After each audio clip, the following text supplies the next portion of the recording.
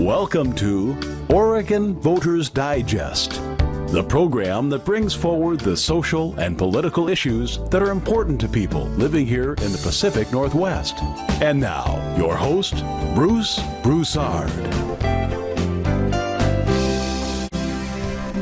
Welcome again to this segment of the Oregon Voters Digest. I'm Bruce Broussard, your host, and I've got a co-host with me today. His name is Bob Williams. You've seen Bob here before.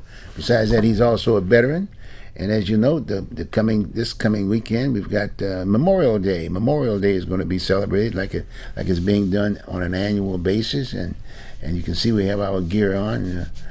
He's Air Force. Bob is our Air Force. I'm Marine Corps, but we are representing all of the military vets as far as I'm concerned. And this is kind of like a veterans program right now today. And we might be talking about general issues and community issues and national issues and things of that nature.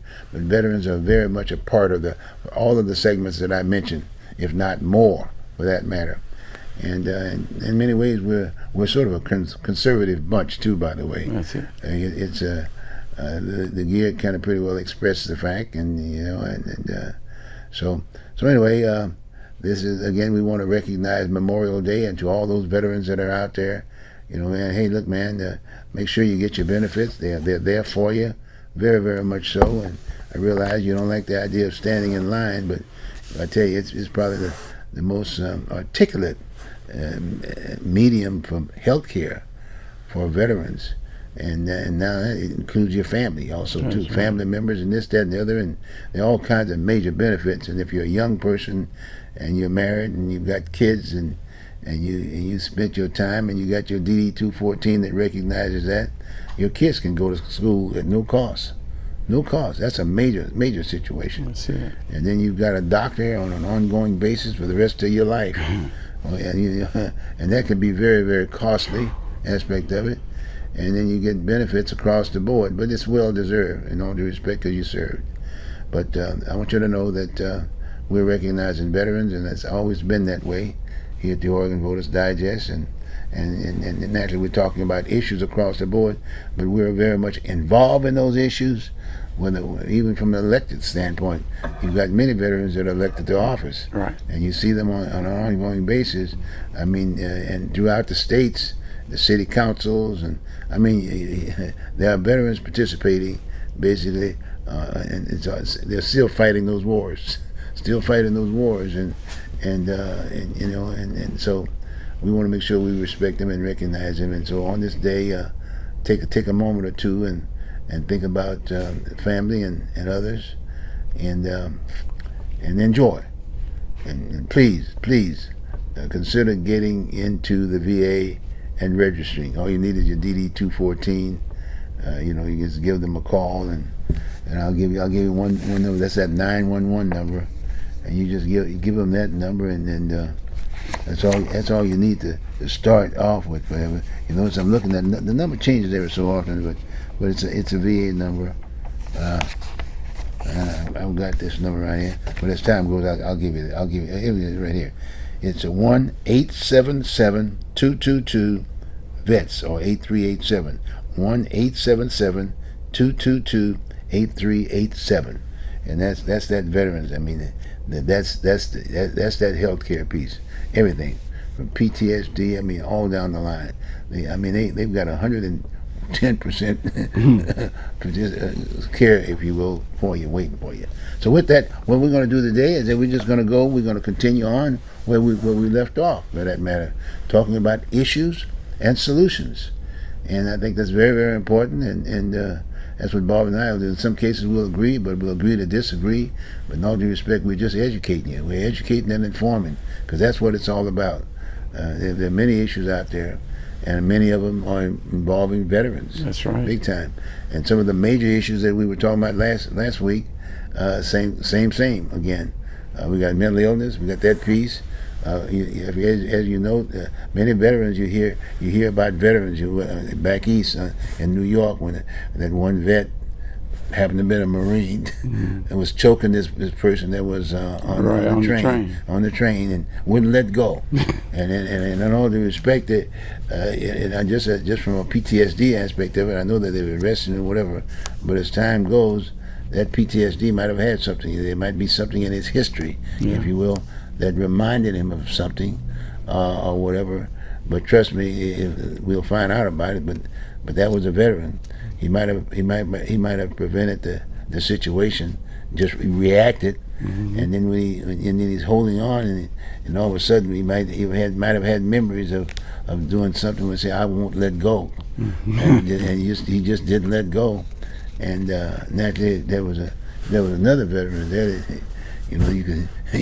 I would have known what to do to let him go, get him let go. Right. But no one did that. They just sit there and looked at him, and didn't do anything. And then and typically when folks are getting there, you've been to New York. I've been in New York, and you get on those trains, and you just quiet. You don't want to say nothing, and you got all kinds of folks getting up there, acting, and this, that, and the other. In fact, they'll tell you point blank, if you were able to get down there and in those tunnels and whatever, they got houses down there. People down there for years, and but there are a lot of veterans there, and on this and the other. It was just a sad situation, and this guy, I guess, who had issues himself. He had mental illness aspect of it, but the fact of the matter is that happened. Right. But you notice they identified him as a vet, and that's interesting because just like here locally, we talk about the whole issue of gangs and things of that nature. They start off with, if a person has done time, they start off from the standpoint, well, he was a gang member, especially with black, straight up with it. And naturally, there are white gangs, there are Asian gangs, Mexican gangs. We didn't come by it on our own. No, by no means. You know what I'm saying? So in fact, let's throw that on the table right now about this whole issue about naming folks. I mean, from Portland's standpoint, I saw the news, and there was this one black dude that was very much involved, reaching out, whether it be funding or whatever, reaching out to gang members. You know what I mean? But he was talking from the standpoint, look, I can get in touch with them, but he made one point I thought was very interesting. But he made one point from the standpoint, well, they need help. They got some concerns, and he said, I can help them. Well, I understood where he was coming from, but the way he was introduced by the reporter, it was a gang. He was a gang member. They did that as an entree, and then having a black face, and all due respect, and no veteran hat, nothing like that. So again, it just reinforces, if you will, the whole issue of race issues, as it relates to black and white. Instead of it being an issue, it becomes they are. Exactly. And we have a tendency in this country to label people. We don't just label people, we label races. Yes. This race works hard. This race gets a good education. This is shiftless and lazy. These will take advantage of you. All of those things. This group, this race, they are gangsters, not gangbangers. They're gangsters. And I mean, really and truly, we need to stop it, because a race is not the issue. It's the deed. I have friends, black, white, Spanish, Mexican, Spanish, Indian, you name it. I got all of those. We play golf together. Yes. And you should hear some of these guys talk about their own race. I wouldn't say, man, I wouldn't trust them. I don't know why you would. And so my thing is, I trust the people I know. The people I don't have to earn trust. And then the people that I know have to do something to lose that trust. And so if I walk up on you in the street, I have an eye. I'm looking at you side eye. I'm kind of trying to figure you out. I don't care what race you are, black, white, green, yellow, or blue. And so once you prove to me that you're, and that it doesn't take long, but you prove to me it's all in what you say. Man, we can do this to get that. Well, that's not legal. I know, man, but then I don't want to have to deal with you, because I don't want to do the time for the crime. And so I know how to walk away. Say, hey man, okay, talk to you later, and I'm out of it. You know, but we in America have to stop labeling people, stop accusing people based on who they are and what you perceive it to be, because we don't know until we talk to people. Yeah. You need to get both sides. I look at Meghan and Harry last week. High profile, goes out, she gets an award, they're leaving, the paparazzi is chasing them down. In the to get U.S. in the U.S. now, this is not Right. London. And so, and they chasing them down. This Harry has had a bad experience with paparazzi chasing people down. I think that's how he lost his mother. So all of a sudden they try to get away. They leave the car there, he ain't catch a cab, try to get away. They have a perception as to what's going on. Everybody else outside of that have a perception of what's going on. These guys are working, they're trying to get a picture. But that doesn't mean that they can infringe upon my rights. Yeah. And that's the thing that we have to get back to. We have gotten to the point where if you want it and I don't, and you can get a group to say he should have it, then I have to give it up. You know, I don't have any rights. But then the economics, Yeah. there's a big economics in regards to Sure. this paparazzi, because like you said, there's a living. They're making a living. That's right. And then if they get the photo, they go down to the whole media and the media across the board, Right. whether it be TV, radio, the whole 9 yards, and magazines especially. I mean, people are waiting in the morning, like in line, waiting for those new magazines. You know, the hot spot stuff and whatever. Right. You can rest assured that's a heavy piece. Right. And if you notice that there's no paparazzi being arrested. If you notice that. Yeah, that's right. and then the other part of it is the picture I saw was them in a cab with their mother and Yeah, she was in there, yeah. in the cab. What's that picture about? You know, why are you infringing on these people's rights to get away? And then of course there's the media that comes on, some of them in the media, and says, well, they embellish what was going on, and that if someone's chasing you, they're chasing you. Yeah. You know, and my thing is, all of a sudden they lose their rights because all they did was ask for the photos. They call the news agency that most of these photos go to and ask them for a copy. They didn't ask for all the photos. Give me the photos. You can't. They asked for copies. Why? They want. I don't know. No one knows why they asked for them. Oh, you talking about that? Harry and Meghan. They asked for their attorneys asked for copies of the photos. Okay. They didn't ask you say, give me the photos. They asked for a copy of them. But everybody want to make it that they want all the photos.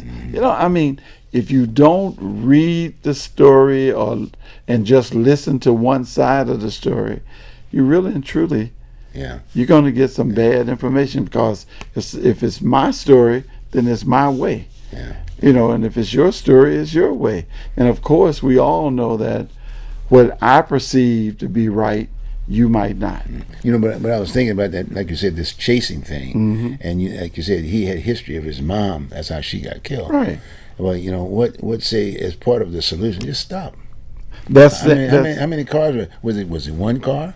Was it 2 cars? Was it 5 cars? But the idea, you stop on the side of the road. Say, hey, look, come on, guys. You guys want a photo? Here it is, right here. We take the photo, and now that I'm giving you my photo, I'm going to go. Please don't follow. Right. I'm just saying, but that doesn't happen that way. A lot of times, the guy who's driving the car just starts, hey, he's just going all over the place. You know what I'm saying? And then depending upon what Harry is saying, but I'm just saying they shouldn't be racing. And then the other thing, where was law enforcement? Right. If they're doing it that way, someone should have been able to call law enforcement and say, look, we're over here, so and so, blah, blah, blah, routine is chasing us. Law enforcement would be there, right, especially if they know the background of who was in that cab. But there was nothing. But what has happened is the paparazzi is not infringing. You don't have any rights when the paparazzi shows up. It's media. Yeah. It's media. You know, all of a sudden, all your rights to be a citizen and to go places and feel as if you're not going to be harassed or photograph. Well, maybe they need to have a discussion of media, and which is something that you just don't touch. Ooh, you never mess with the person that buy their ink by a But we're pretty open. We're open. We're open about the whole deal. So we're part of that. We're part of that whole situation also too. At the same time. Yes, but getting back to this whole issue with this gentleman that was on the tube. There's been very much reaching out, trying to reach out to some of these young folks and whatever. Because in most cases, the young folks, the ones who are shooting and this, that, and the other, they don't look at the news. They don't read newspapers, this, that, and the other. And that's another segment we can talk about. But I was thinking about the gentleman who's there. He's got something to offer. He was in fact an affiliate during that one some point in time. So he spent his time, got me, and now he's out here. Probably he has a family and this, that, and the other. But he's saying, look, I was in the institution and I met a lot of these guys and I've talked with them. I knew them. I was part in the aspect of it. But gee whiz, what an asset. If you know how to use it, you just bring the guy on and say, okay, fine. Because at one point in time, they used to have groups here in the community, both in Southeast Portland for whites and Mexican gangs and black gangs and whatever. All the way out to Hillsborough. And they were reaching out and they were hiring folks who were ex-offenders. Had knowledge. That's right. Had knowledge. They had the knowledge. But then they cut it off. You're right. They cut it off. And that's right. Welcome to America, because money talks. So again, I'm directing this to the city of Portland, to the mayor of the city of Portland. You got the mayor and you got 4 commissioners. So what are they doing, if you will, to deal with the gang problem? Right. And I hope it's not. I noticed that they'd gotten a czar now. They got a czar, and I'm just thinking, what's his background? It's called a job. That's a job. And what about a couple $100,000 maybe a year? I don't doubt it. Something up in that arena aspect of it, and just responding, if you will, and saying, well, we're going to be doing this, that, and the other. And I'm not too impressed with reference to the folks that are sitting in those chairs, because they have no background at all. If anything, they'd have a guy like that should be sitting in his office, or at least advising him, or putting in an organized fashion, having group meetings, right, and inviting other gang members, if you will, for them, women, as you say, all of the cultures for that matter, and just what's on your mind. What can we do to get you out of that mindset of picking up a weapon and just shooting at another partner or whatever?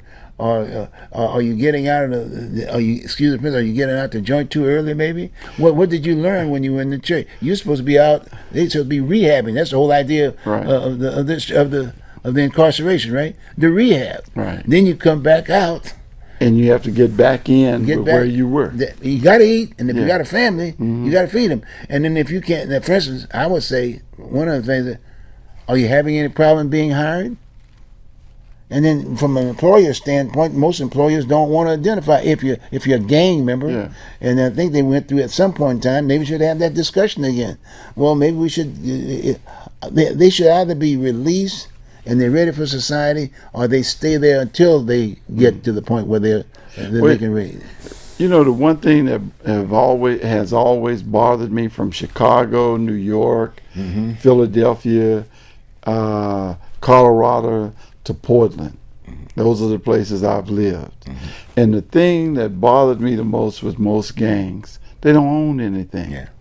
They're renting a house in a neighborhood. They can, and they call it their turf. That's right. They can. And I laugh about it, because I'm going, wait a minute, how can this be your turf when you live in public housing, or you're renting from some guy and you don't want this other gang to be on your turf?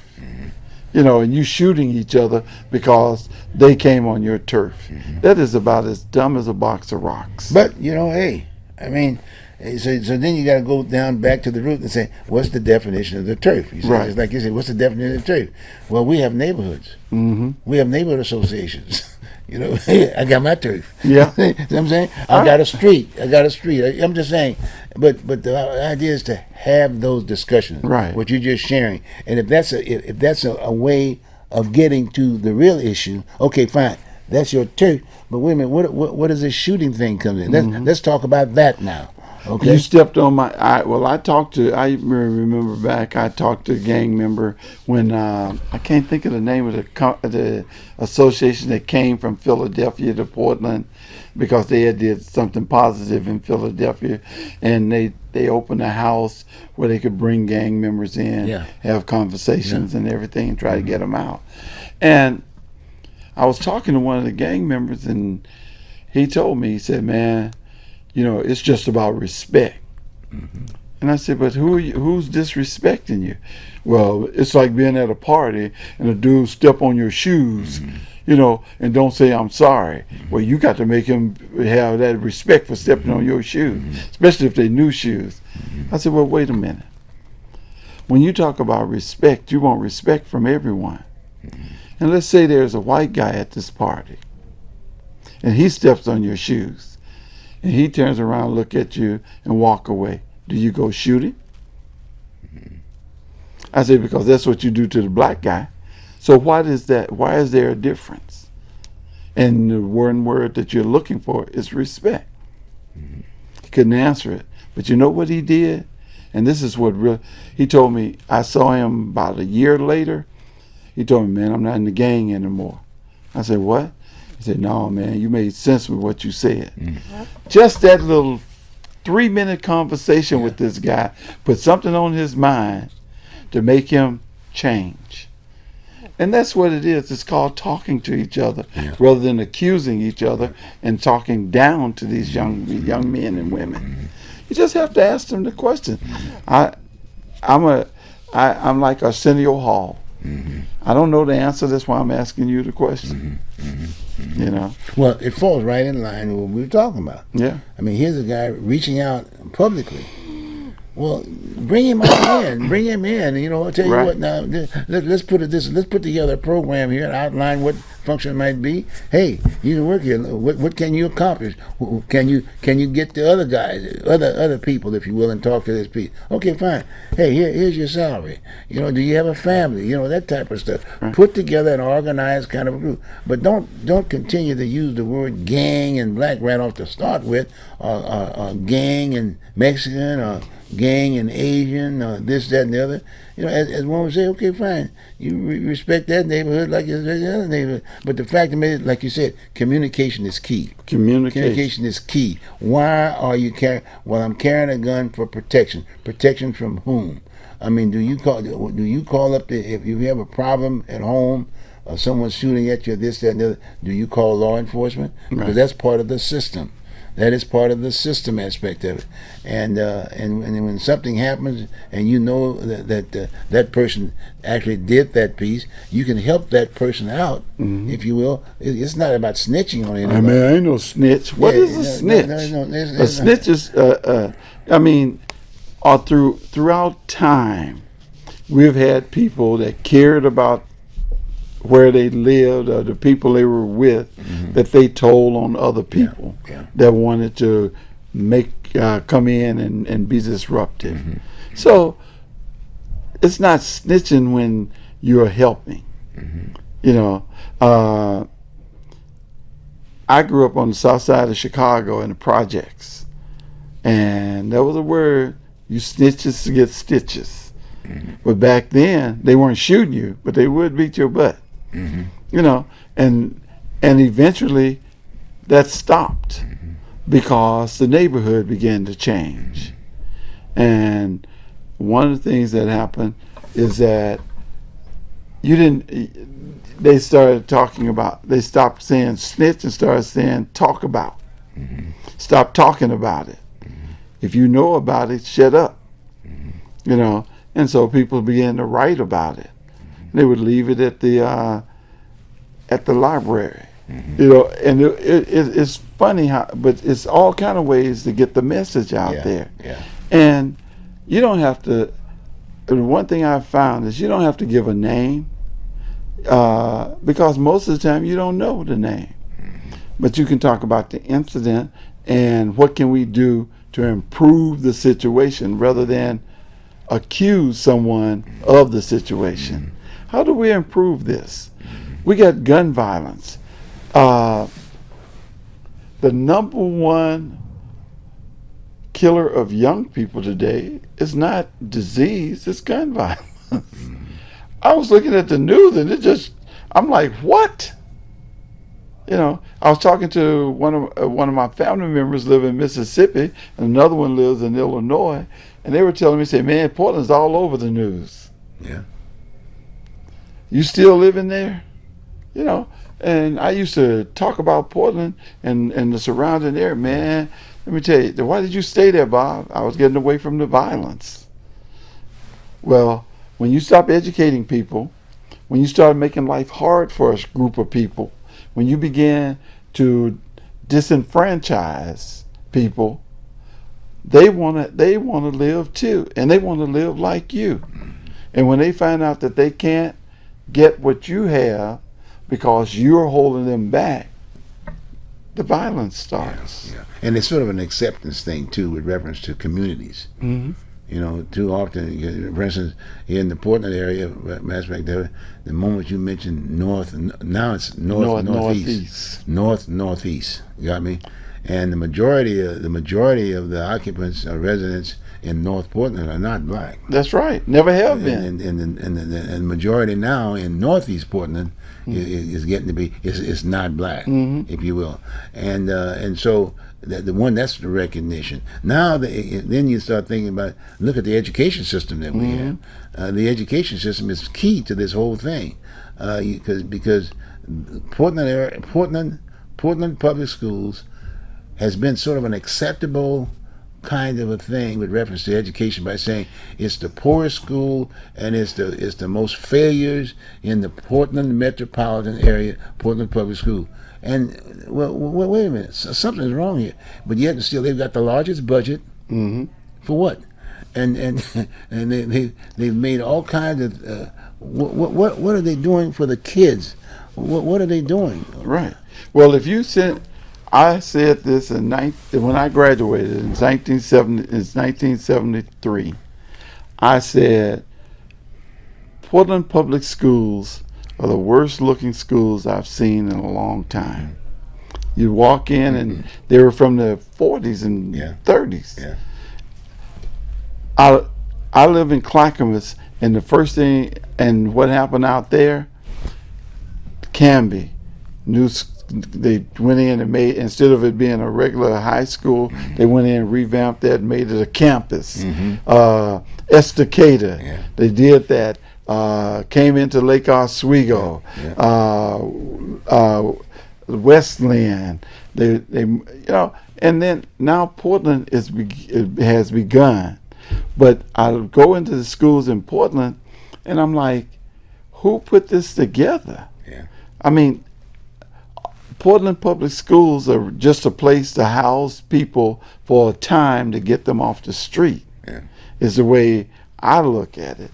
Because who's educating these kids? Some of the teachers tell me, they're still saying, I'm afraid.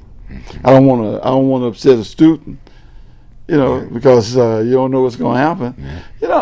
And I'm like, come on, people, it's an educational system to make demands. And when you stop demanding, people will take advantage of that. And when you start dumbing down the educational system so that you can keep the people there, they're just gonna play through the system and go out and be something that you don't want. Well, here's a stickler, and I'm sure you'll recognize the stickler where I'm coming from. It's going to be a stickler. People going to jump on all this piece. But we've been talking about this stuff for quite some time. You got Portland Public Schools, largest school district in the deal. You've got, that's where the majority of the blacks live. Right. Northeast Portland. Northeast Portland started, but now it's Northeast Portland. Yeah. And you say to yourself, well, okay, wait a minute. Well, let's look at the structure. I mean, let's talk about the race issue aspect of it in the Portland metropolitan area. It's not even more of a divide. And when you start thinking about the education system aspect of it, and then you ask yourself the question. I remember I think we had that discussion from the standpoint of, why did they have to have a black school and a white school as it relates to black folks, separate? Right. And we had those. We thrown Yeah, some pretty heavy separate but stuff. unequal. Yeah, right. and then when black kids graduate from the black school, who do they go to work for? The white kids. You understand what I'm coming from? So it's so important, as you say, to communicate. You got to be diverse. Everybody's got to be at that table. The whole U.S. symbol, if you will, has to be at that table. So I asked myself the question.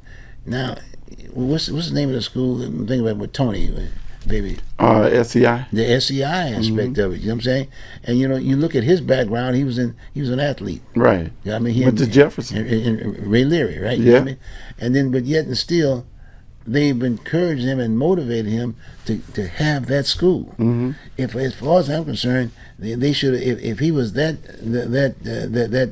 productive, if you will, why not make him superintendent of Portland Public Schools?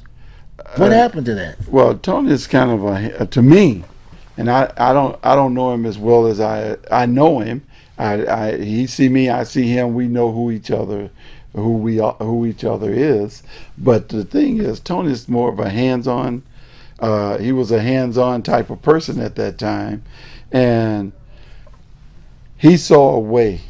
At the beginning, from what I could see and what I understand, he and Ray saw a way to help black kids who were not getting a good education in the public schools start my own and do that. I remember when it was another young lady had a school and she did the same thing. Joyce, I can't think of Joyce's last Joyce name. Harris, maybe? Joyce Harris. Joyce Harris. When they had, Well, that's the Black United Front. okay, With Ron and they were and- and Ron and all of them, and they were teaching kids. So all that was just another branch, another avenue. But still, with that. But- it should have been diverse. Why couldn't they brought them into the system of Right. Portland Public Schools? Because it's about the kids. It's not about the individuals. It's the kids. But when you get into the Portland Public School system, the thing that happened is you have a boss that's telling you what to do. When Tony started his stuff, he was the boss, and they just made the curriculum on what to do. It wasn't the Portland Public Schools that Really? was doing it. What- That's my understanding. Okay, but no, in all due respect, I mean, they were a charter school. It's a charter they school. were charter schools. They're charter But the schools. Portland Public Schools was not running them. Well, indirectly they were, because they Okay. were the funding source. They are part of Portland Public Schools. See, and I'm getting into some weeds that I don't know a lot about. Right. See, what I'm sharing with you, they are a charter school, Right. but the way they've structured it such. Is that they will follow the state curriculum. But no. My point is that they've allowed them to do their thing. Yeah. And all I'm saying is that if we're talking about the kids, we know as grown-ups that once these kids graduate, there's certain stigmas there. Right. To a certain degree. So now, but when they get out into the mainstream, they've got to be working with the majority community. And in most cases, the majority community, because it is a majority white community for the state. I mean, for the U.S., if you will, the white and black. So the name of the game is so it's as if to say you got to look at that situation and say, okay, we are a melting pot, and just like you said, we're a capitalistic society and things of that nature. Anyone that goes through that system needs to understand that, if in fact you're going to survive. Well, Portland public schools is, I've always said, is a holding place for kids.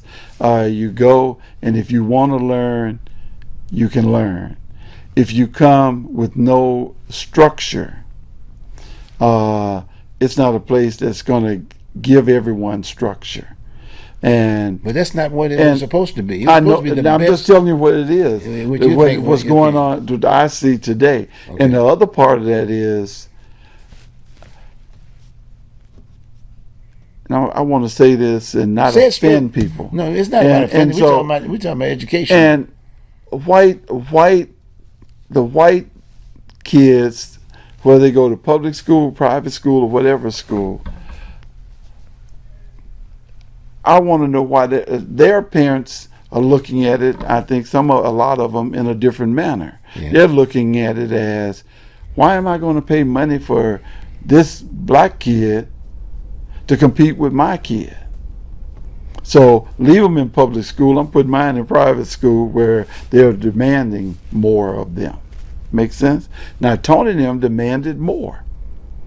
I mean, you walk in public school, there was no total demand of the students to do certain things daily. Over at SEI, there were certain things you had to do daily. I know this because 3 of my friends worked there. And Bob, look, I'm agreeing with that. Yeah. That's why I'm saying. And so, if anybody should have been a superintendent, they should have Right. reached out and said, "Hey, look, we want you to come here because look at you. You got an education system. We're constantly talking about the whole issue of the lack of education of blacks, if you will. These kids they're being told you wear uniforms, you're more mannered. There's all these well-mannered, assets. you respect but then there's another batch of kids, if you will, that are not in that system. right. And so consequently, those are the ones we're talking about that we see every day that are gang members, and i.e. they're shooting, they have nowhere to go, and et cetera, et cetera, et cetera. They want to be the cool group. Yeah, but it's not for them to basically say, okay, fine, I'm going to do something different. You know what I mean? Like, I'm going to be well educated, this, that, and the other. No, it's for us as grown-ups and whatever in the system to say, look, we know these are the assets. You know, these are the careers you can get in, et cetera, et cetera, et cetera, et cetera. And those are not kids doing. They're trying to get to that particular point. Right. So they can't teach themselves. You see what I'm saying? Well, it's 2 things that you said that is real, but one of them is babies having babies. So there's no teaching there. There's when this 14, 15-year-old girl who has no knowledge, no true knowledge, is having babies, and they're growing up together. You know, there's no home training. There's no true teaching. Well, they get that out of TV. Yeah.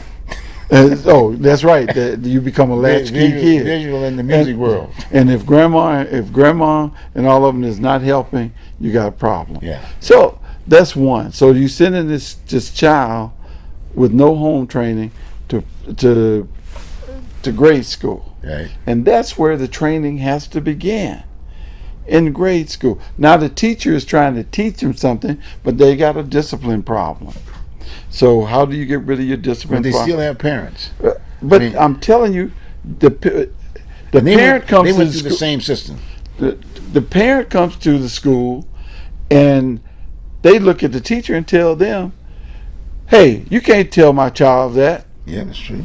With the child sitting there, That's right. who's going to be in control? That's right.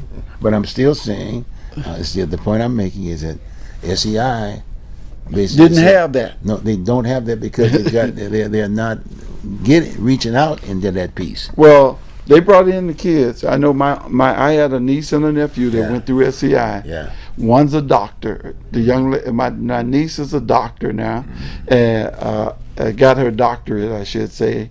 And my nephew is in New York, where he's doing very, very well.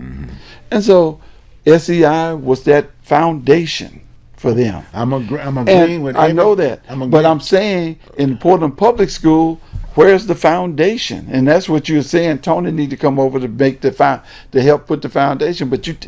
But they don't want a foundation, is what I'm saying. I don't. They can talk all the talk, but what are they doing? But whose responsibility is it? The educational system. It's the parents' responsibility to teach their children, how to be responsible. You don't send them to school to learn those things. Where I'm getting with this thing is the taxpayers are paying for the system. Yeah. And the taxpayers are saying that the public schools are supposed to be the most qualified school, quality school in the world, if you will. I'm just making a sample aspect okay, of it. I'll go for it. Because we got school boards and all that other good Sure. stuff, this, that, and the other, reacting to the deal. But I'm thinking about the issues that we have today that are so pronounced about the shootings and this, that, and the other, and how they're taking a certain segment. It's not 100% of the kids or 90% of the kids, Right. but they're taking a segment of the kids and they're just reinforcing the negativity by basically saying one is black, you're poor, You know something? They're just adding that to the pot, and then all these other entities are outside, Right. doing that thing and being selective, at least taking care of themselves, Right. and others, folks that they know and things of that nature. And I'm just saying that we should have I mean, don't get me wrong. We've had discussions. We've gone through all kinds of things trying to relate to Revamping the Portland Public Schools. We got English as a second language, which I thought that was an error. It should be English as a first language, Right? Because Welcome we are a to melting America. pot. But we're a melting pot. Yeah. You know, you got to have something commonality that everybody can relate to. Right. But now it's causing even more of a problem, because the bottom line, every culture is taking their own little piece, and they have cultural communities, culture this, culture that. And when they sit down there trying to employ people and whatever, guess what? It's culture first. Right. You got me? So the key is that in many ways, and again, that's where society is today, because the majority of the population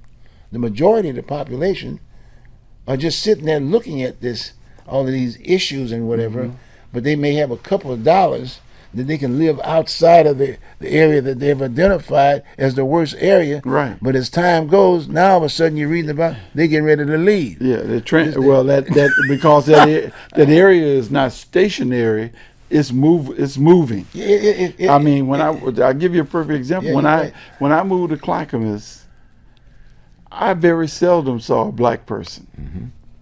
I had 4 black friends that lived in Clackamas. Today, I go to the grocery store, we're there. I go to eatery, we're there. I go to a bar there, we're there. A friend of mine, he told me about playing poker at a bar in Milwaukee. I walked in, and it was 4 or 5 black people in there. Yeah. You know, and I was like, whoa. And so I'm like, we're everywhere. Yeah. The only thing is that perception. And perception becomes a reality. And the perception is, I'm going to do something to you. That's the perception that I really and truly feel that a lot of people feel when they're around black people. Well, they go do something to me. Well, in all due respect, And their children are not educated. Right. Their kids are gang members. well, let's put it this way: media reinforces it. Yeah. Okay. Movies. I mean, that's the communication that does that. I mean, they don't know who you are. Like you said, if you go just in a total foreign area, you know what I'm saying? Well, now, people know who you are a bit, just like myself to a certain degree. But in most cases, if you just go just a foreign, if you took your cover off, if I took my cover off, or whatever, people are very, are you getting that elevator, in another area? Kind of look. See, but at the same time, look at what it's doing just to us as grown-ups. Right. And we've been around, right? You got me? And as you say, we got many friends, some are white, all that kind of deal. But still, there's this divide even among them. Right. They may people you may be knowing, but it's still there. And then you ask yourself, well, we've got to break that ice. We got to. How do we break that ice? One, and that's why I go right back down to the fact before they had charter school, it was just public schools. And we went through the integration piece. That's when Herndon came in, so to speak. Folks came. They started sending kids out to other schools. Yeah. Got me? But they stopped. They stopped. See, my point is that the fact that I think they were having these discussions we're having right now today, and say, well, look, we got to do something about this. And what we're going to do, we're going to integrate these schools. Okay, we're going to make sure these kids are all together. We're going to take the white kids. And then I asked myself, they're going to take the white kids and bring them into the black area. And then I said, wait a minute. It looked like it was just, they had the integration piece, sent the black kids out, and then all of a sudden they brought the black kids back. You see what I'm saying? Right. As opposed to saying, okay, fine, let's take the white kids too. Let's really get this thing right, if you will. Well, they tried. I think they tried. They tried that. And what happened was the parents was against it, because you're moving my kid from this school that's right close to our home and putting them over here. Now we got to travel. And then it became a busing situation. I live over here, and there's no yellow school bus traveling back and forth. I got to figure out a way to get my kid from North Portland by Roosevelt over here to Jefferson or to Benson. And so all of those things began to become a part. So it became financial. And then when the kids started wanting to move, wait a minute, too many of them want to go to this school. And then take Lincoln. Mm-hmm. How many black kids go to Lincoln? No, I can tell you that it's 50 or less. Yeah. Why is that? That's a brand new school downtown now. You need to go see this campus. But I'm like, who lives down there and around there to where only 50 black kids can go to that school? What's that Grant now? They just refurbished. They just redid Grant. They refurbished it. Yeah. And again, this is a new building. Yeah, but totally new. But like I say, you still don't. You see, the thing is, to me, education is kind of like building up on careers. Mm-hmm. If every school had something of value, a value aspect of it to the people, I'm gonna even move there so my kid can go, because there are boundaries, if you will, and whatever, this, that, and the other. But it's not designed that way. But if you put it on the race piece, right? And so we're still in a segregated society. Oh, without a doubt. You know what I'm saying? And then you ask yourself the question, and then we went through that whole deal. Even with, we're talking to this thing in a spotted way aspect of it. When you think about the civil rights and the back when Lincoln started the whole piece to start with, and then all of a sudden they shot him. Yeah. And as if to say, anybody that sticks up their head now. Yeah, Kennedy. The earliest one was, to me, is Kennedy. Yeah. He was the one. He was going for the education for education of all. Yeah. They shot him. Well, you can't. America is still a racial society, and it's said, and these people tell you do not want you competing with their children. And until we who are black come to the table with something, start our own something, and come to the table with that, the first thing they do is infiltrate it and destroy it. I remember. You remember everybody had a natural, and we had the cake cutter, and everybody had that. Then all of a sudden, you did that was militant. So you went to processes. You began trying to move to the suburbs to be with them with Concert. That didn't work. So then what do? Well, you try to be kind and considerate and inclusive. Is it working? You go downtown to find 5 major companies downtown. Go to their board and see who's on it. I was just at the hospital, St. Vincent's over in Beaverton. Mm-hmm. Up there they have pictures of their board of trustees. There was not one black face up there. And I'm like, wow. I'm on the elevator going up to visit my friend of mine who's in the hospital, and I'm praying that he gets well. And I was the only one on the elevator going up. This lady, the elevator door opened. This lady, she stopped, and she looked. I said, "You don't have to worry, baby. I'm not going to hurt you." I really did. So it's there. It's in the movies. It's everywhere else. We are portrayed as the person that. But like I said again, how do we break it? We may not live to see it. Let's put it that way. And again, I'm still going back to the education piece. Mm-hmm. That's really where we have to start again. We've been doing that constantly, but you always ask the question, who's the controlling element that prevents it from happening? Well, when I grew in my household, it was education is the key. Mm-hmm. Yeah. Your household, your parents said the same thing. That's not it today. No. Well, it's getting down to the point. And we try so hard to be like them, until we lose our way. And when I say we try so hard to be like them, when you went to the store and you wanted something with your mother or father, and you tried to, and you wanted it, and you picked it up, what happened? Mm-hmm. He slapped you. That's right. That's right. Today, if these kids go to the store with their parents, they put it in the basket. Yeah. And the parent go, well, maybe next thing. Okay. But there's a lot of kids doing that now. Yeah. And I mean, white kids too. We used to laugh back when I was a kid. We see the white kids do that, and we would laugh trying to figure out how. We knew what would happen if we had did it. Right. And so, but over time, we began to try to be like them because we have this perception that this is the way life should be, and that's not it. And so we're not saying divide. Oh no. We're saying come together. Yeah. And especially in education. Well, especially now with America, we've been all these other countries and nations are dependent to America because it's a country of cultures. Right. It's a melting pot, but the majority of the leadership during that particular time was from the old country, right. i.e. Britain and this, that, and the other, and that was a white culture. And so consequently, there was an opportunity, if you will, to separate. That's when we had that revolution, right? And then that's when Lincoln came in.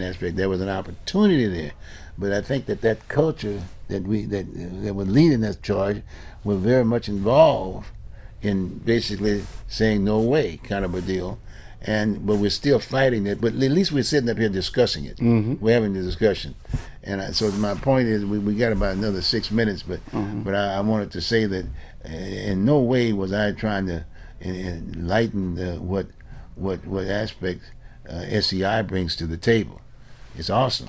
Oh yeah. It's just that other small group of individuals, and in all due respect, that definition of that small group still relates to the folks that are there at SEI. You understand what I'm saying? And so what we're trying to me, what I'm asking is, how do we expand that? I mean, something good like SEI. Yeah. How do we spread it out so that it touches more people? And that's what we need to do. I was picking up some sandwiches for my wife. That's what she wanted for our 32nd anniversary, was a hamburger. So I went up to get the hamburger. The kids came in from Nelson High School. Most people don't even know there's a Nelson High School in town. And so I'm sitting there, and I said to one of the guys, they were baseball players, I said, "So, do you know who Nelson is?" And the guy says, "Yeah. We hope she'll come to the school."